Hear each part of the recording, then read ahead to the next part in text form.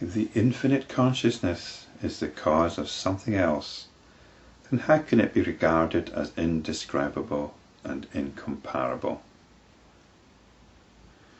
If the infinite consciousness is absolute, then why should it give rise to something else? Why should it be other than completely satisfied with its own nature? Hence, Brahman is not a cause or a seed. What then shall we regard as the effect?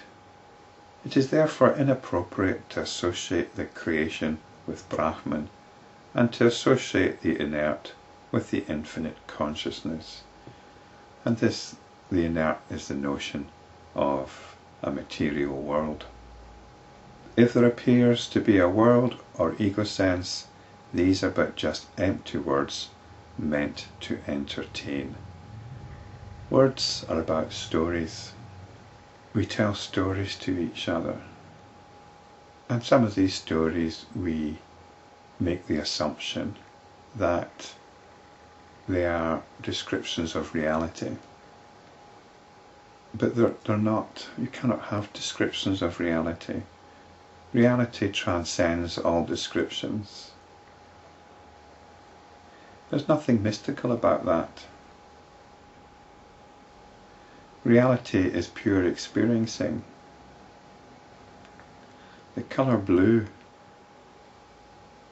is only known by direct experiencing.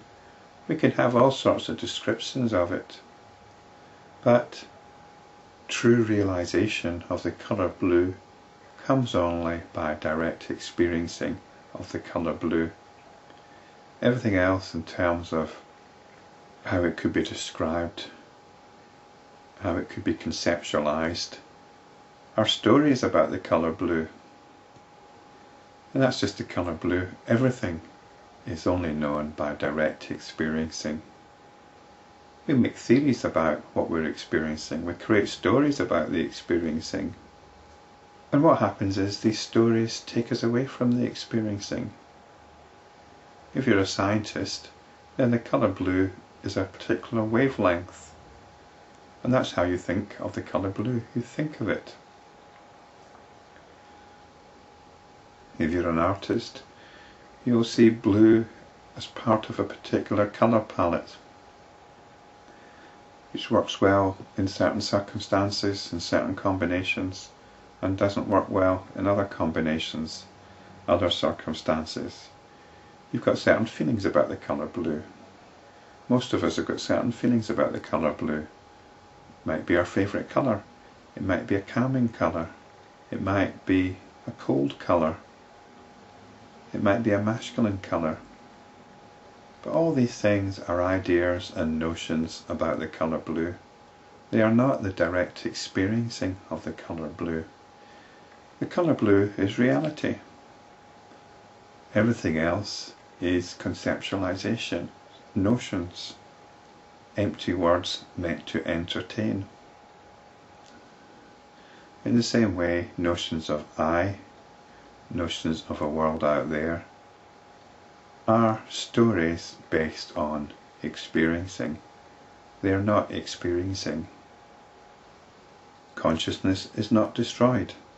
However, if such destruction can be comprehended, the consciousness that comprehends it is free from destruction and creation. So consciousness is ever present. If such destruction can be comprehended, it is surely the trick of consciousness. Hence consciousness alone exists, neither one nor many. Enough of this discussion. We're getting caught up in philosophical arguments here. This isn't what we're about. We're about what is self-evident. We're about concrete facts. Spirituality is about concrete facts. Religion, science, politics, sociology, these are stories. These are ways of communicating, ways of relating, ways of controlling. They're all based on ideas and notions. When thus there is no material existence, thinking does not exist either.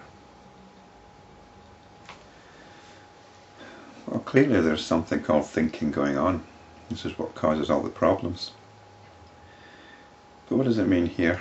Thinking is about concepts, it's about notions, it's about beliefs. Are these things real? Does an idea exist? Does an idea have existence? So we could say that thinking is concerned about things which don't really have a concrete existence. Spirituality is about concrete facts.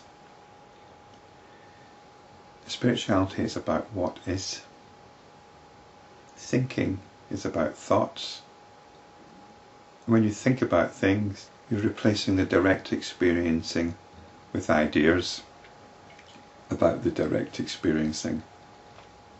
Thinking is about replacing reality with stories about reality. There is neither a world nor the ego sense. There are stories of a world, there are stories of the ego sense. Remain well established in peace and tranquility, free from mental conditioning, whether you are embodied or disembodied. This is taking into account the two traditional states of the yogi, who can be embodied or disembodied. Whatever your situation, remain well established in peace and tranquility. When the reality of Brahman is realized, there is no room for worry and anxiety. And this is always a clear test. Sometimes it's not always obvious. Sometimes the truth isn't always obvious. Sometimes you can be caught up in a mood and believe that to be the truth realization. Especially if you're feeling blissful. You think, yes, this is the bliss of the Absolute. Yippee! But if any worry and anxiety comes along, then this is a little nudge saying,